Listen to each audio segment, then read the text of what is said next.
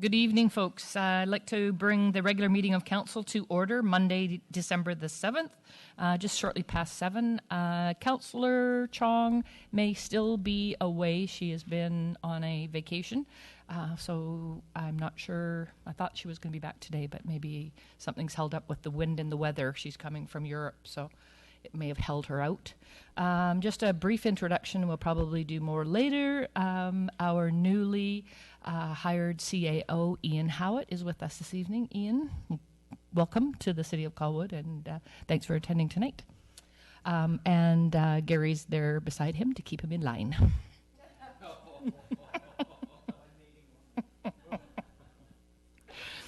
Anyways, looking, council, for approval of the agenda. So moved. All those in favor? Opposed? Motion carried. Public participation time, folks. This is your time to have a few brief words to council, and we'd like to hear what you have to say. So the microphone is there at the podium. Name, address, and phone number, the usual, and we'll start it off. Thank you.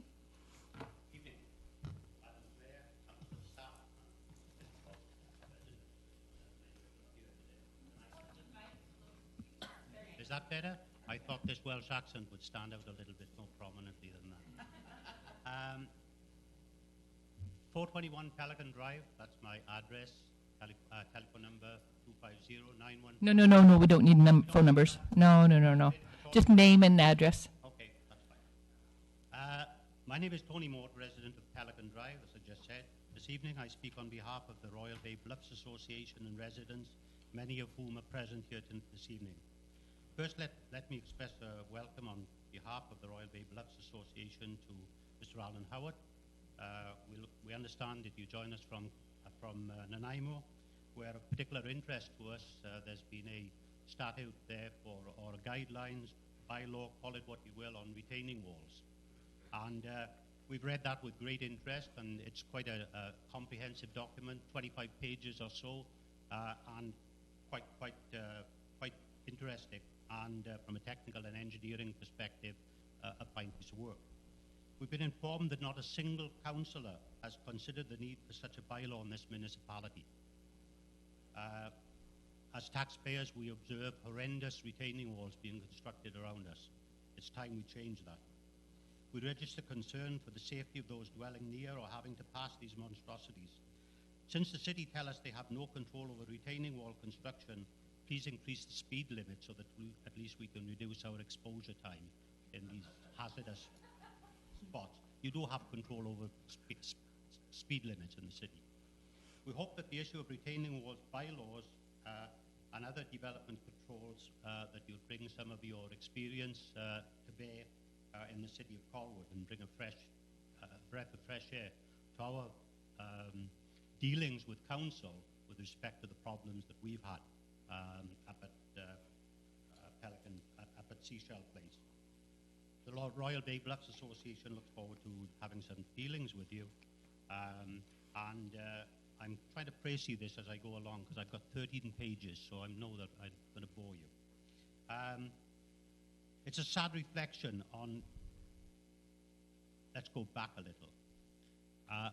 We believe that the bylaws and other regulations, covenants, and statutory building schemes have been ignored substantially, if not completely, by this council and staff.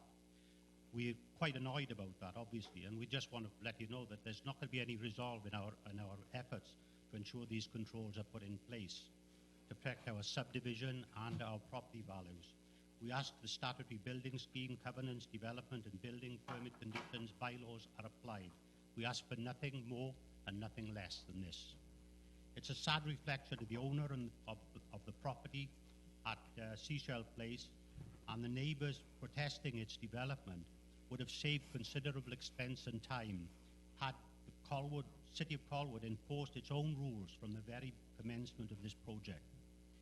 Those rules should not be arbitrarily applied to any residents, yet they manifestly are. By ignoring and enabling controls violations, the city has caused a lot of harm. The owner at 37 to Seashell Place would now be living in his new residence without this very questionable assistance. Welcome, Mr. Howard. We would like to meet you to discuss our long list of well-documented concerns. We are not unreasonable people, so we don't ask for that this evening, but maybe when you get your feet under your desk in the morning, we'll give you a call. Anyway, let's cut to the chase, because that was just my preamble to set the scene. Sir Walter Scott, the famous Scottish poet, is often quoted, "Over the tangled web we weave when first we practice to deceive." We feel that we've been deceived. From the offset, permits and controls have been abused and ignored by those associated with this development, and that includes the City of Colwood. As homeowners living in the Royal Bay neighbourhood, we have received from City and staff and Council sympathy, statements of support, letters which contain information which is untrue, correspondence and discussions with previous declarations where there's conflict. Indeed, we've received correspondence where conflicting statements even exist in the same letter in the same paragraph. Correspondence which describes courses of actions which resolve to correct some of the bylaws abuses. These actions concisely describe what is need to be done by the developer at the time limit by which it needs to be done. After multiple attempts at enforcement, the City of Colwood abandons the cause and then persuades it itself that there are actually some benefit to the city in not having the bylaw followed. It appears to do this so that the developer does not have to incur the cost of correcting what is a blatant disregard for the bylaw. The City of Colwood has the power to correct the transgression and charge the developer directly or through the property tax route. It chooses not to do so, preferring to ignore the issues, accept being ignored, and not dealing with the issue. They seem to place the problem in the too hard to deal with basket, the let's put it off file, or the what's in the best interest of the developer file. Proof of this can be found in the letters of September the 4th and 5th from the CAO and the city engineer. As a residents, we have observed a multitude of failures, 30 and counting, and I think I got up to 40 in fact, on the part of the city from initial stages of this project to the present. Things that what should have been done have not. All the city's decisions have been in what we believe are the misguided, best interests of the developer decisions, despite the fact that they conflict with the regulations. Let's call all of those collection of rules, bylaws, covenants, statutory building schemes have all been pretty much ignored. The interests of all residents and taxpayers from whom these controls were written and directed to protect have been disregarded. It's little wonder that an air of distrust has developed as we receive conflicting statements, no support, and what appears to be a policy of obfuscation. We mentioned conflict contained in the correspondence from City. Let's consider just one example. With our concern with respect to the hideous retaining wall, now locally called the Penitentiary Wall in Colwood, it's actually become a tourist attraction. You could advertise it, you know. The Mayor's letter of November the 17th, and I quote directly from the letter. This is because, as been previously mentioned to you in our correspondence with you, retaining walls don't require permits under the city's bylaws. Well, the following bylaws are pertinent to this particular retaining wall. Since it's not a garden retaining wall, it is a foundation, house foundation retaining wall. And under your own building bylaw, it says that where the ratio of, where the angle of the footing of the retaining wall and the footing of the house is within a certain degree angle, that becomes a support for the house retaining wall. So let's go back to the bylaws again. If the and this is from the City of Colwood Community Plan. Paragraph, I'll forget about the paragraphs, you can see that because I'm going to pass it on to you later on. If the retaining wall is related to the structural integrity of the building, it will be necessary to address the retaining wall through the building permit process. Not the building bylaw, the building permit process. Just bear that in mind. A permit is required. The City of Colwood Building Law, number 977, if the building foundation is constructed within the 1-to-1 slope ratio from the base of an adjacent soil excavations or the base of a retaining wall, it's considered to be part of the structure of the building.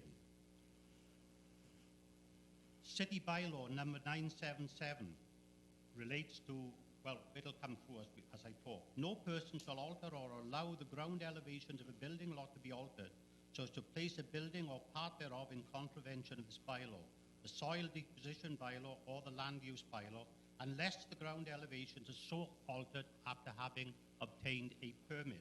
To the best of our knowledge, no permit was ever sought or issued. So here we have a situation where a retaining wall was required to support the foundations of a building. The lot was significantly elevated because the building was too wide to sit on the lot. So because of the sort of pyramid structure of the material that was poured, they had to build a retaining wall in order to hold it. So the builder cannot alter the lot elevation and consequently establish the footprint to accommodate the footings of the house until he has obtained a permit to do so. And he cannot change the elevation without a retaining wall. So he needs a permit of some kind. That's fair enough. You know, this is a dangerous situation, a dangerous structure. But here's the thing. The extract from the Mayor's letter dated November the 7th, 2015, regarding the retaining wall described in your letter, the city has not issued a permit for the retaining wall. Well, here's a copy of the permit that was issued for that retaining wall. We obtained it on the 12th of August. It was issued to the builder at Seashell Place. He paid $158 for it, and it's for a retaining wall that was constructed there. We're disappointed that the mayor and possibly the municipal staff that advised her denied that the permit was issued. Just to refresh your memories and perhaps your files, I'll pass you a copy of this permit, PR 201593. This is the one that should not exist, for the very same retaining wall. Note that this permit was also issued after the wall's construction. The wall was constructed on around April the 1st. This permit was issued on April the 10th, I believe. Yeah, it was afterwards anyway. So clearly, somebody in the city thought that there was a need for a permit.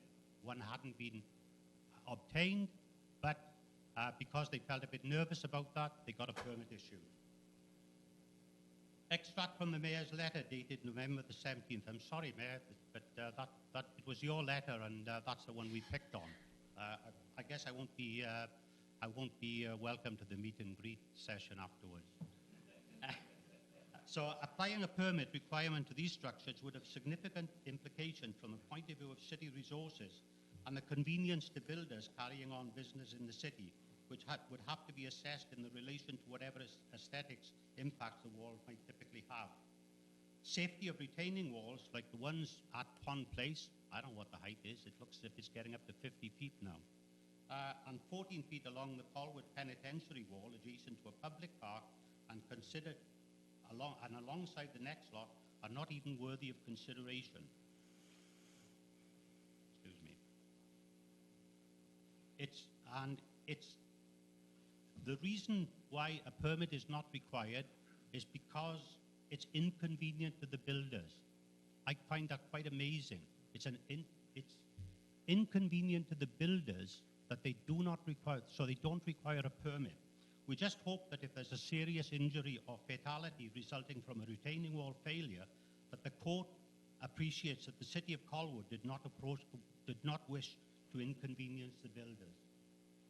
Sorry, folks, but that really gets to me. Extract from the mayor's letter, December. There are other letters, by the way, that we are going to refer to. All members of council have been aware of the issues of this particular retaining wall as presented for the neighbourhood. No member of council has expressed an intention at this point to initiate changes to the city's current bylaws as regards retaining walls. In the very same paragraph, it goes on to state, having said that, the city is actively in the process of reviewing its regulations pertaining to retaining walls, and it's anticipated that these proposed new regulations will be presented to council in the first quarter 2016. We welcome the new proposed regulations.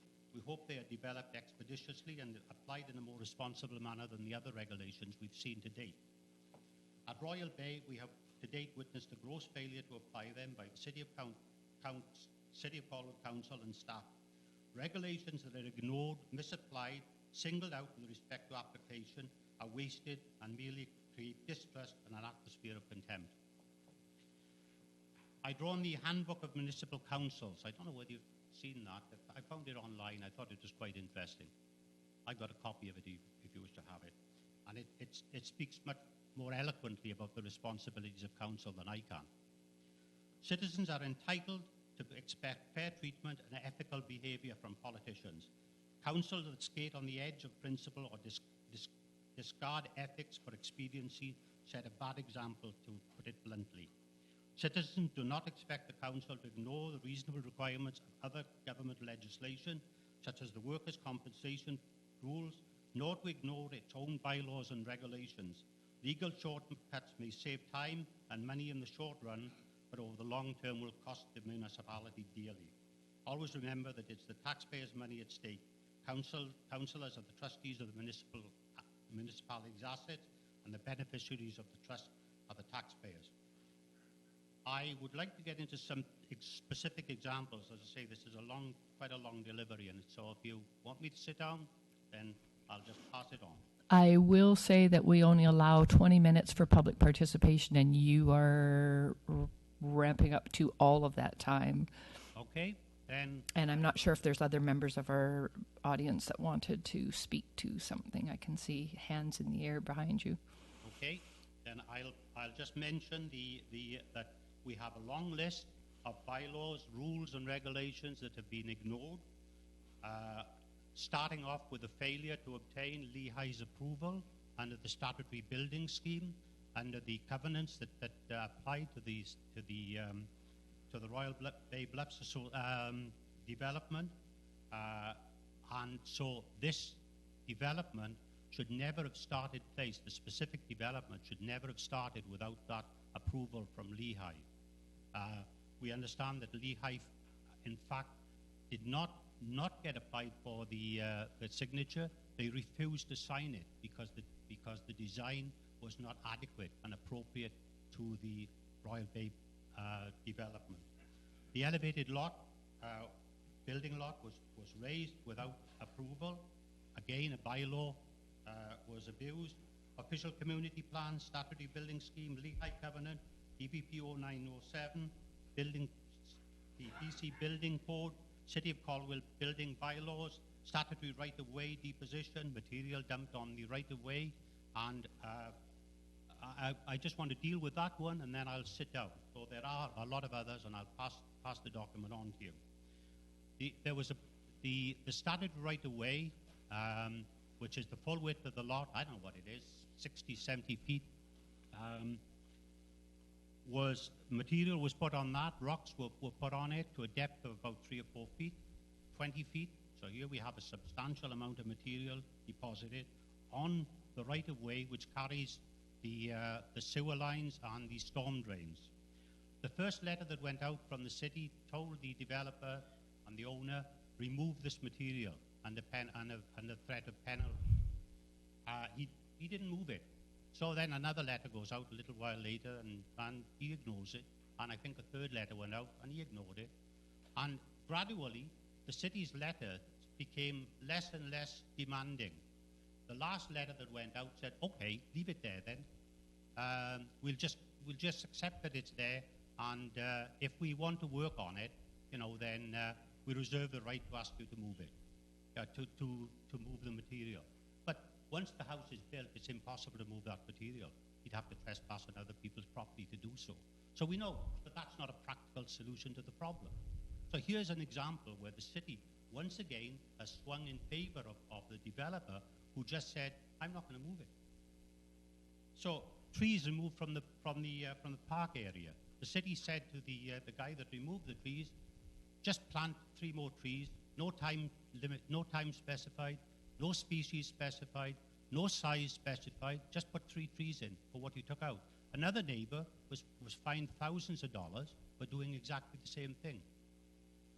There's no continuity, there's no appropriate application of the bylaw. We are quite upset by that.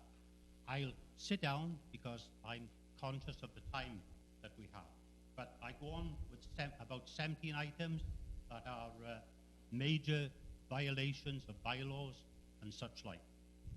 Mr. Howard, we will be in touch very soon, and hopefully we can put this to the test, that we've turned a new page in our dealings with the city of Colwood. I'm sorry this is a bad start, but that's how we feel about it. And maybe we'll disappear before the meeting brief. Thank you. Thank you very much, and you're welcome to stay. And I'm sure you've piqued the interest of our new CAO, and we will be having that meeting. Thank you. Anyone else in the public will accommodate a few more. The agenda is rather short, so I'd rather have you able to speak.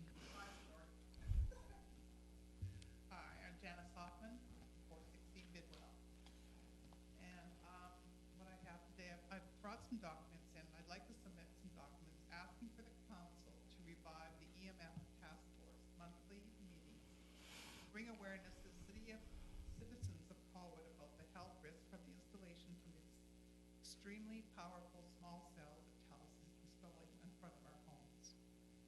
The EMR task force was created in 2009 to ensure that the City of Colwood and the public would be notified in advance of the installation of any antennae. The Industries Canada's Client Procedures Circular applies to those communities who do not have an antennae setting policy. The City of Colwood does have such a policy and has had that policy 2009. This means the City of Colwood should be following the procedures of the MFF task force before allowing TELUS to use the city's property for a non-essential service, giving the required public consultation before approving. The installation of the small cells is to improve wireless connections for downloading from the internet and the cell phone service for TELUS customers only. By approving this installation, it will now be mandatory that every home in Colwood will be filled with microwave radiation, leaving us no choice but to suffer the proven health risks. Now, I do have a letter that I sort of outlined on here.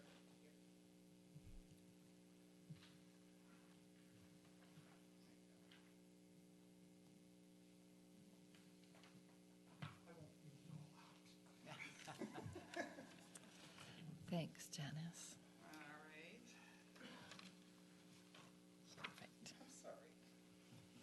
You could have had that. You could have had it electronically distributed. You know what? There's something about paper.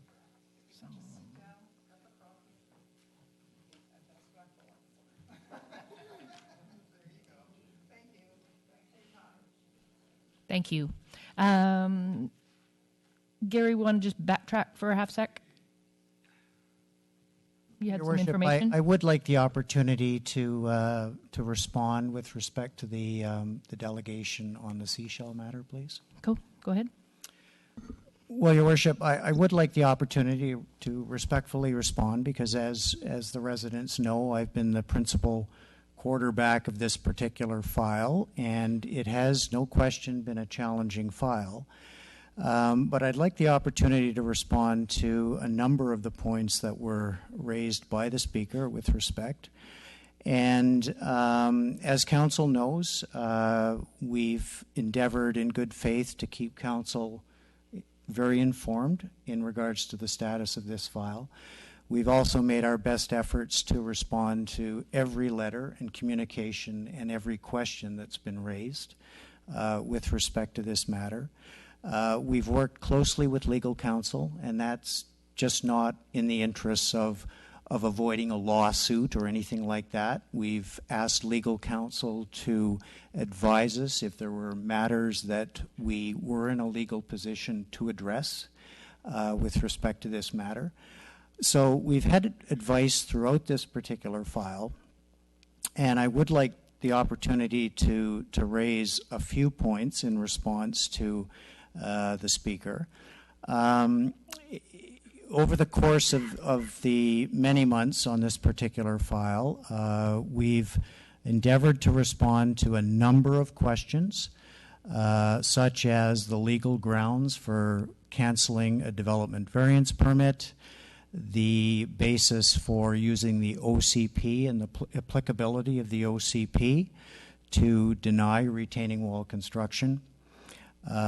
We've provided information in regards to the legal requirements with respect to posting development variance permit signage and notification. The rights of owners to apply for further different variances. These are all questions that we were asked with respect to this file, which we've responded to. Questions with respect to the expiry of the building permit in this particular case and what constitutes commencement of construction. The practice of requiring building permits for retaining walls. And the speaker did mention the issue of a permit being issued for this retaining wall. And we're talking about there are a number of walls, but he's talking about, I believe, the main one. He's correct.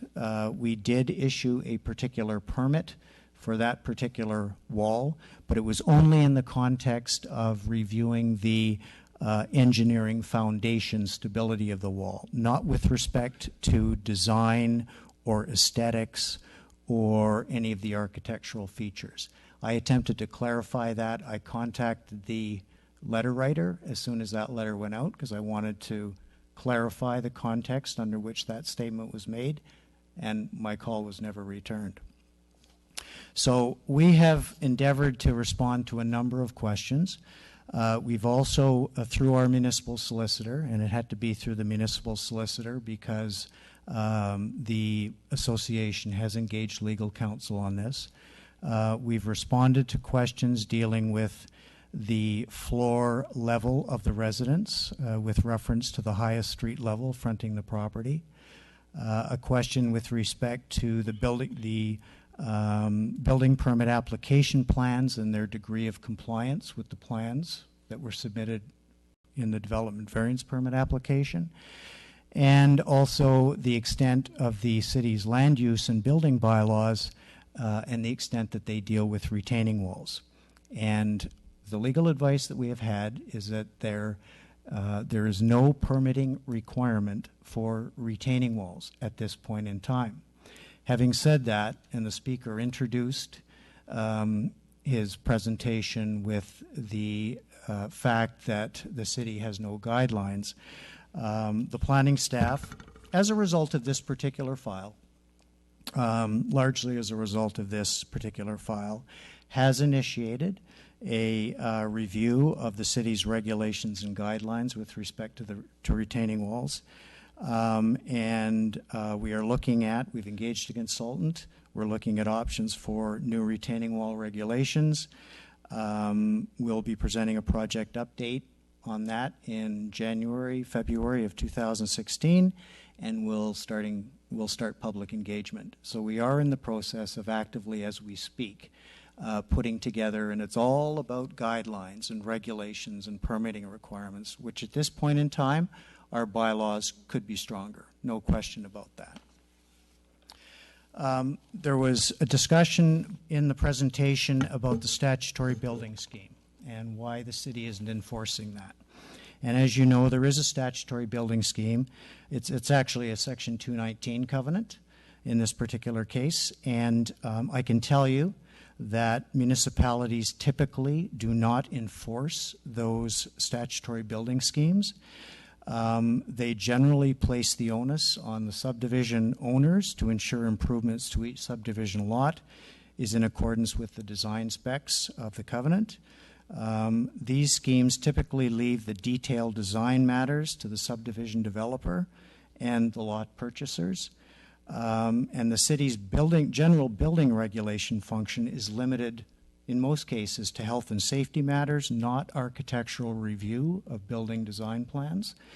And the city issues building permits as long as they comply with the zoning bylaw. That is very typical. Colwood is not unlike all municipalities that I've had experience with. There was also discussion about what the city hasn't done in regards to a number of other matters related to this property. And the encroachment into the park, the lock block retaining walls. And I do notice that the property owner, we're in active discussion with the property owner. He was in today talking to the municipal engineer.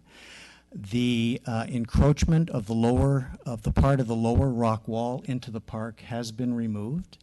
The retaining wall within the statutory right-of-way has been removed, but there are some outstanding issues with respect to the gravel and the surface covering of that. We have, though, very recently retained, we've now received confirmation from a geotechnical engineer, which we insisted be hired by the property owner, to confirm the stability of the works that were undertaken to remove the retaining wall. The repairs, there are several other matters which we're currently still working with the property owner on. The repairs to the park surface, we have given the property owner a price with respect to the city undertaking that work, and we anticipate addressing that very, very soon. The trees in the park property, we have worked with the owner to require that our arborists get together with the owner and determine a planting scheme. And of course, that's dependent on the time of the year, and we're actively looking at whether or not it's any merit to replant those trees in the location which they previously were, or whether in some other park property. And there's an issue with respect to the sidewalk damage that was done by the developer, and we've agreed that there's no point, in our view, tackling that damage until the house is complete. So we are actively working on these. We're achieving compliance. It's albeit slow, but by no means have we abandoned any of these files. And as I say, as I speak today, the property owner has been in to talk to Mr. Baxter. We have, as I said, given him prices for the city to undertake that work so we can get it done expeditiously. And we anticipate we are optimistic that there will be a speedy resolution to those outstanding matters. So at the end of the day, yes, it's been a learning experience, but we've been taking advice every step of the way on this particular matter. We by no means abandoned the file, and by no means we're attempting to the best of our ability to address these issues within the parameters and the wording of the bylaws. The bylaws aren't being ignored. We're working with what we have, and at the end of the day, we have initiated a robust, comprehensive review of the issue of retaining walls with the objective of bringing in a package of guidelines, regulations, and permitting requirements in the first quarter of next year. Thank you. Thank you. Is there anyone else in the public that wanted to say something new?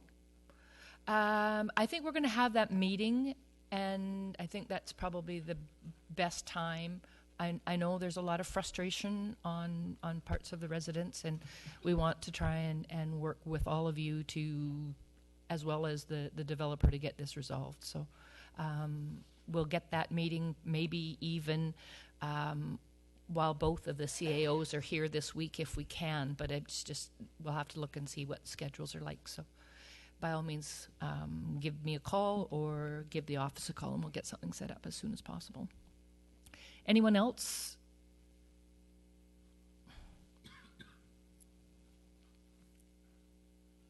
Excuse me. My name is Ken Swenson. I live at 3665 Seashell Place. And in regard to all the hard work that Tony's done and working here and Valley and David, I'd just like to know, we keep on going back and forth. I look over that property.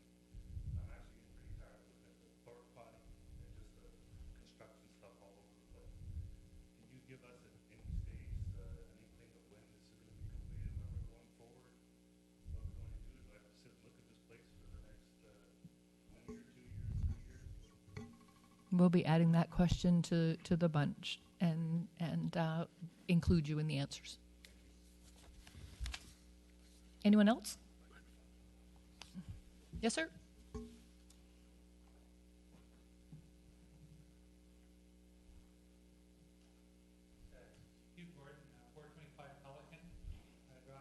I want to just bring a different issue. It's a very small issue, but it is Latoria Boulevard and the Chosen Road, we have a left turn lane which turns down into a gate and all that empty land towards the water. And for those people coming down the Chosen Road to turn left onto Latoria Boulevard, we have a crosshatch area and a very puzzling circumstance with no left turn lane. And I think it's a very dangerous circumstance because everybody ends up puzzled. And when you're coming down the hill on the Chosen Road, there's a wiggle there that at night is puzzling if you're not used to it. So it would be very simple to put in a left turn lane on the Chosen Road to do a left turn in onto Latoria Boulevard, and it would be substantially safer if that were to be done.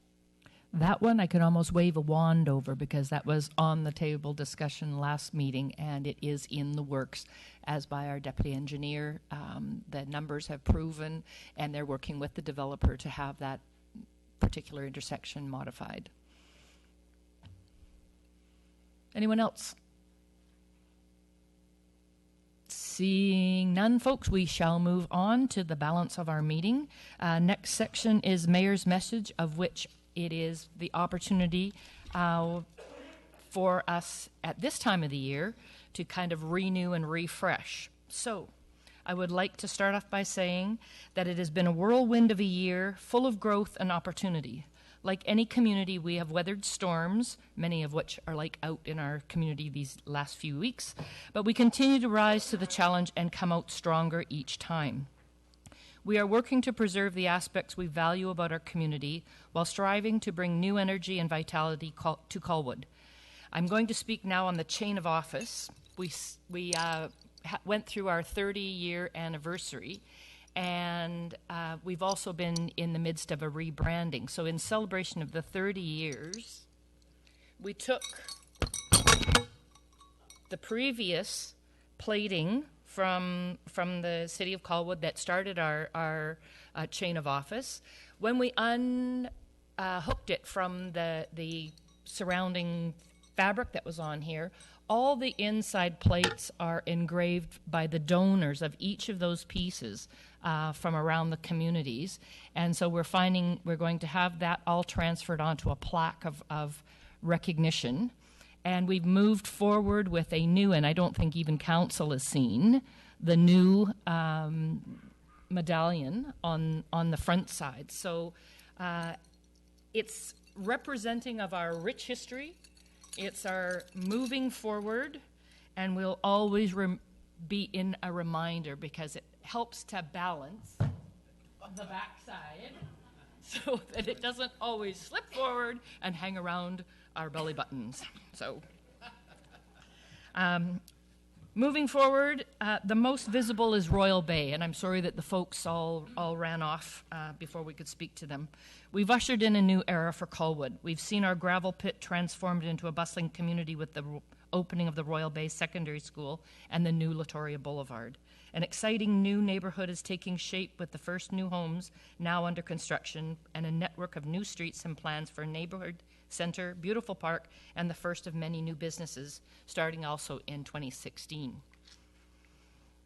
A hotel is opened in Colwood. The Holiday Inn Express opened in October and proceeded to demonstrate its benefit to the community immediately when flooding at the West Shore Lodge happened, and they moved a half a dozen residents into the hotel while they could get the lodge back up and running.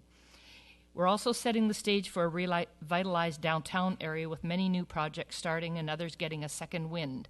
Completion of the Rexall building at Suka and Goldstream. I'm not sure if anybody's been or how many of you have been in there. It's well laid out. They've got a lot of services that they're providing through the pharmacy and the store there, so it's worth a stop by and check it out.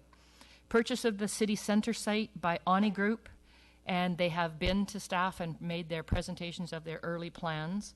New interests in the sites on Goldstream 486 Landmark, and even Silkwinds has had some activity on Well Road. New opportunities within the Lagoon neighborhood as we consider updates to Ocean Grove and Pacific Landing. We're taking bold steps to increase active transportation and connecting neighborhoods through newly approved master transportation plan. We're bringing our community together in new ways with events like this summer's Eats and Beats at the Beach at the Lagoon and our new pergolas at Herm Williams Park. Those are all in place now, and I think they're actually even open. We are looking to have some tabling and benches put into those that are on order and will come in for 2016. 2015 Council revisited the strategic priorities that will propel Colwood forward, focusing on building a strong foundation and working steadily towards a thriving future. I would like to acknowledge the exceptional work of our new Colwood Council over the past year, with 3 of our new members, 2 of whom which Council was a very new role. They have faced challenging and complex decisions and learned the ropes and have kept up with the demanding schedules that we all have. I'm proud to sit alongside each of them. The pace of growth in Colwood has been an incredibly demanding one for staff who continue to rise to the challenge day in and out. They are committed to continuous improvement amid ever-increasing pressure and limited resources. I'm inspired by their expertise and their commitment to making this community great. Interim CAO Gary Nason has been instrumental in setting the city on a new course of management excellence. He has been an invaluable asset to our community and will be missed. At the same time, we welcome our new CAO, Ian Howitt, with complete confidence and excitement about what he brings to the team and to our city. Future looks bright with Mr. Howitt at the helm. In 2016, there will be a renewed focus on informing and involving each of you, our community members, in the decisions that affect you. Over the coming year, we will work to improve access to information about how decisions are made and providing easy and enjoyable ways to provide input. All of these projects weave together to help to redefine Colwood's identity, promote our exceptional natural surroundings and lifestyle, and attract new investment and economic opportunities for our community. I wish each of you a happy holiday season and look forward to an exciting year together in Colwood for 2016.